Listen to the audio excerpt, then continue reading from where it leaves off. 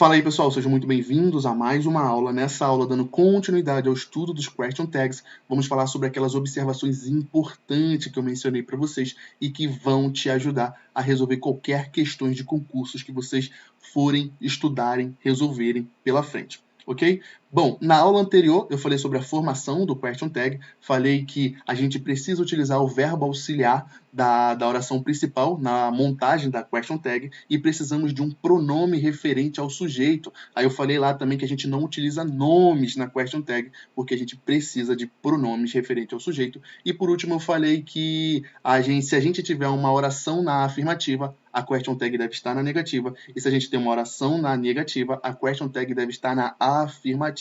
E por último, eu falei sobre aquela observação ali, ó.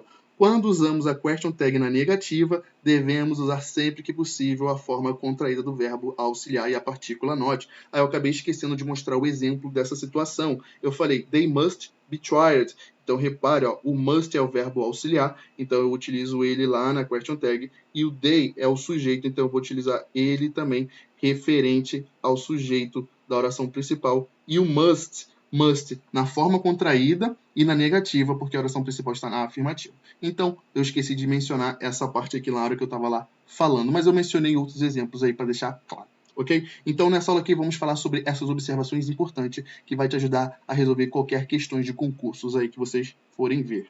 Bom, vamos lá. A primeira observação importante que a gente tem é frases no imperativo. Então, para pedidos, instruções ou ordem no modo imperativo afirmativo ou negativo, utilizamos will, you na question tag. Então, toda vez que a gente for falar de imperativo, toda vez que a gente tiver imperativo dentro ali da oração, a gente utiliza will, you. Então, eu falo o seguinte, open the door, open the door.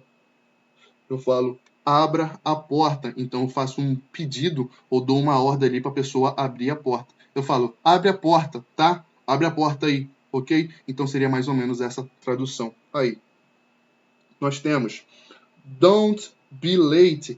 Não se atrase, tá bom? Então, seria mais ou menos, não se atrase, ok? Não se atrase, certo? Então, seria, não se atrase, tá bom? Então, seria mais ou menos essa tradução. Então, quando a gente tiver imperativo, nós temos aqui a utilização dessa construção na question tag. Will, you.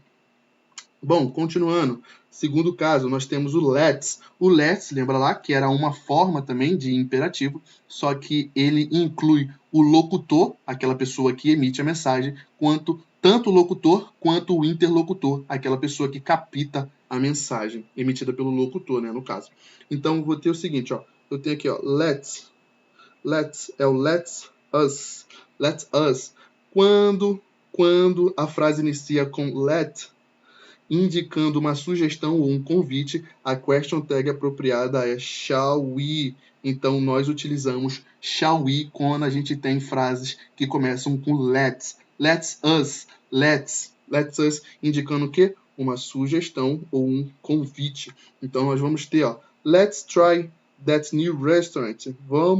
Vamos experimentar aquele novo restaurante. Shall we? Aí é como se fosse um convite ali, né? Fazendo um convite para a pessoa. Porque a question tag, ela transforma a oração numa yes or no question, tá? Então, preste atenção aí que isso é interessante. Bom, let's try that new restaurant. Shall we? Let's go to the park. Let's go to the park. Shall we? Então, nós temos essa formação aqui na question tag. Beleza, pessoal? Então, presta atenção aí, porque esses dois são importantes, muito importantes. Bom, nós temos aqui o there. O there é interessante também, ó. Não é o mais importante, mas é bem interessante que a gente saiba ele, ó. Quando o there é sujeito da frase principal, geralmente para indicar a existência ou presença de algo, a question tag deve mantê-lo para garantir a concordância. Então, lembra lá que eu falei sobre essa expressão? A gente poderia ter essa expressão com outros tempos verbais. Então, a gente vai ter aqui, ó, a gente vai utilizar esse there ali. Essa é a única exceção. A gente utiliza o there como pronome ali referente ao sujeito da oração, quando a gente estiver montando a question tag. Então, nós vamos ter o seguinte. Eu falo, ó, there there were many people at the event. Então, repare, ó, eu tenho o weren't, que é o verbo auxiliar, e o there aqui, que é esse sujeitozinho aí. Essa expressão introduzindo o sujeito da oração, nesse caso. Eu vou ter, ó, there haven't been any update. Any update? Have there? Então, repare, ó, there haven't been. Houve alguma atualização? Houveram algumas atualizações? Não é? Então, eu falo, não, quer dizer, aqui está na negativa. Não houveram nenhuma atualizações. Não é? Não houveram nenhuma atualizações. Então, repare, ó, eu tenho aqui o have, porque a gente tem um verbo, uma estrutura de present perfect. Present perfect. O verbo have mais o verbo principal no participio, e nesse caso aqui eu vou utilizar o have como verbo auxiliar e o there como pronome referente ao sujeito daquela oração ali, tá? Então preste atenção, esse aqui é interessante. E por último eu falo there should be more option, shouldn't there? Então deveria haver mais opções, não é? Então utiliza aqui no último caso o there com should, o should que é um verbo modal. There should be more option. Aí eu utilizo o there como pronome e o verbo auxiliar da oração. O have, o there como pronome e o have como verbo auxiliar da oração.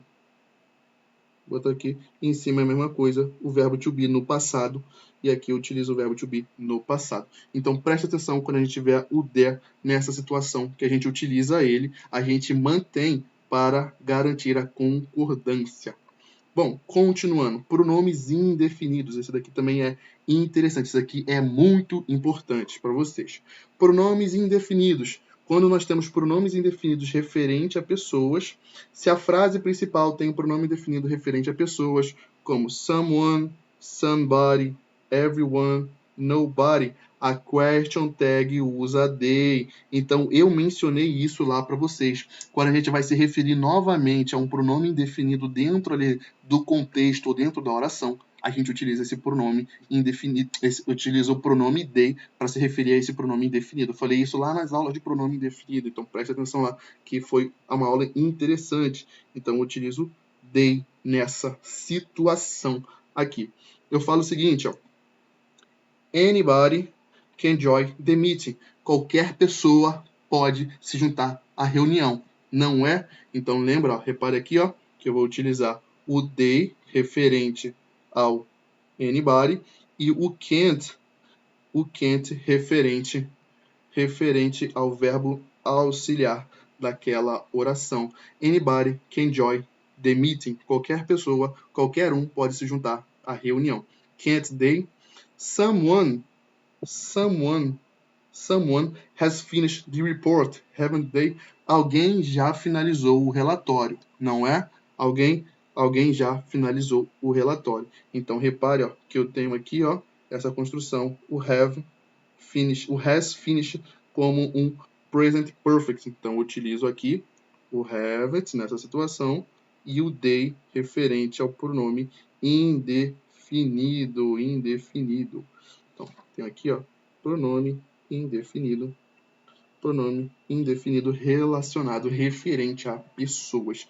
Então eu utilizo o they nessa situação. Bom, e quando a gente se refere a coisas, Emerson? Referente a coisas. Se a frase principal tem um pronome indefinido referente a coisas, como everything, anything, nothing, a question tag usa o pronome it como referência. Também mencionei isso lá. Para vocês. Então preste atenção.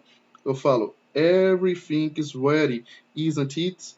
Eu falo tudo está pronto, tudo está preparado. Não é? Então repare, ó, which referente a everything, o isn't referente ao verbo auxiliar aqui, que é o verbo to be nessa situação.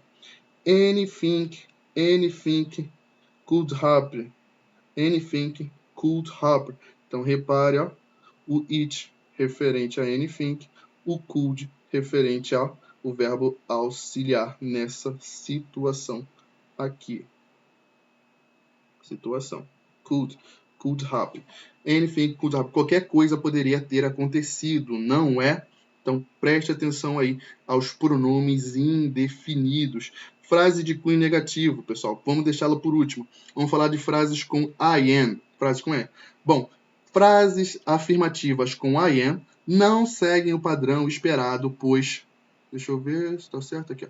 Frases afirmativas com I am não seguem o padrão esperado, pois a question tag padrão é aren't I, já que na question tags negativas a forma contraída do verbo deve ser usada. Então lembra lá da última definição que eu falei? A gente deve ter ali, toda vez que possível, a forma contraída do verbo auxiliar com a partícula not. Então repare que quando a gente tem a frase afirmativa aqui e o question tag na negativa, a gente não pode utilizar a forma contraída do I am not, porque a gente não tem essa forma contraída. Então, nessa situação, a gente vai utilizar o aren't. Vamos lá, nós temos o quê? Deixa eu só colocar aqui, ó. Nós temos o quê? Nós temos essa frase na afirmativa.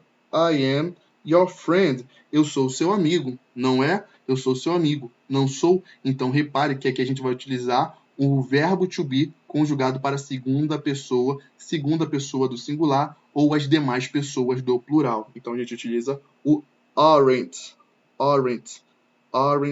I. Então, isso aqui é muito importante. Presta atenção. Muito importante, presta atenção. Então, eu tenho aqui, em frases principais, a oração principal na afirmativa, question tag na negativa. Só que quando a gente tiver I am, a gente vai ter que utilizar o aren't I nessa situação, porque a gente não tem a contração do I am, do am, com o not, com a partícula not nessa situação aqui. Ok? Aí eu botei aqui, ó, só uma curiosidade. Vou até botar aqui, ó, curiosidade. Lembra que a gente falou do may, e aqui a gente falou do I am. Então, nós não podemos ter a contração desses verbos auxiliares com a partícula. Então, nós podemos utilizar eles dessa forma. É possível usar am I not nessa situação, mas não é comum. I am invited to the event. Eu estou convidado para o evento. Am I not? Repare que a partícula ela vem depois do pronome. Aí nós temos a mesma situação com o may. Temos um caso similar com o verbo modal may, porque ele também não pode contrair. He may join us later.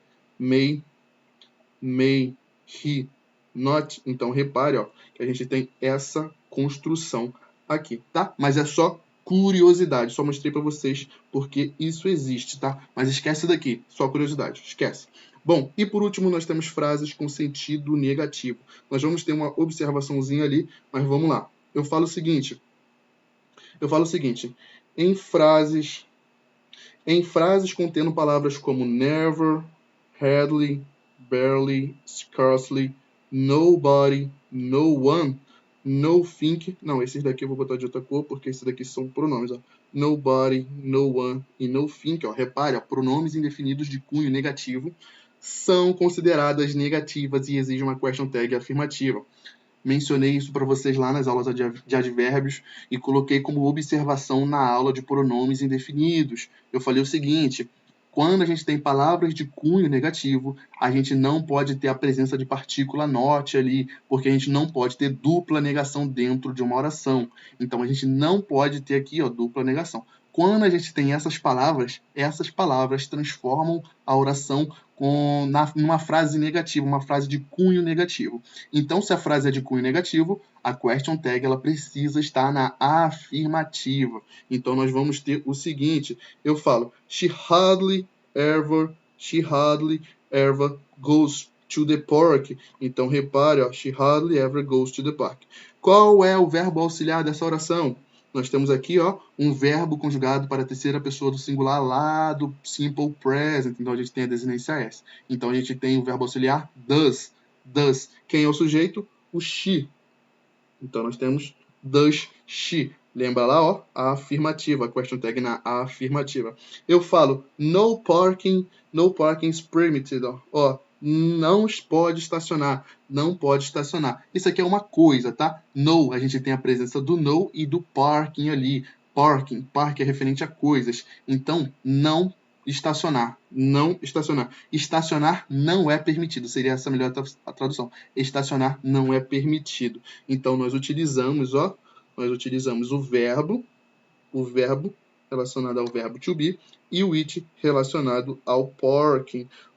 Então, repare que a gente tem aqui a afirmativa nessa situação. Eu só botar de azul, assim como está aqui. E por último, vamos pular só essa daqui. Eu vou falar o seguinte, ó. Nothing was done about the issue. Nada foi feito em relação ao problema. Nada foi feito em relação ao problema. No think, lembra lá do it, pronome indefinido relacionado a coisas. Então, utilizo o it. Nós temos aqui o was, nós temos aqui, ó, o was. Aí, repare, no think, uma palavra de cunho negativo. Então, ela deixa a frase com cunho negativo. A question tag deve estar na afirmativa. E a gente tem esse aqui, ó, que eu botei como observação. Eu falo o seguinte, nobody, deixa eu botar ele, vou botar ele de outra cor. Não, deixa ele de azul. Vou botar tudo de rosa. Nobody knows. Nobody knows.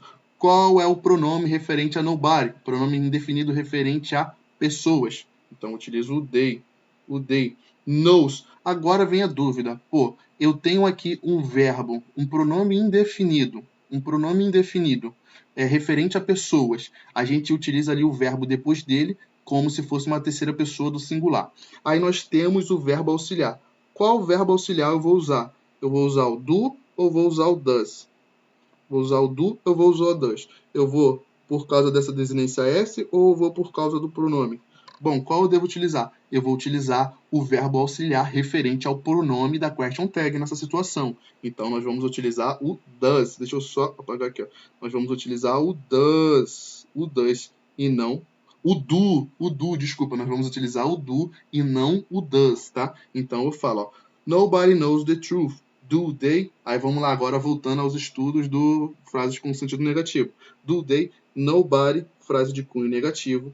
Do they se referindo a esse pronome. E o do na afirmativa aqui, porque a gente tem uma frase de cunho negativo. Então repare, ó, cunho negativo, cunho negativo, cunho negativo, cunho negativo. Palavras de cunho negativo transforma a frase inteira em cunho negativo.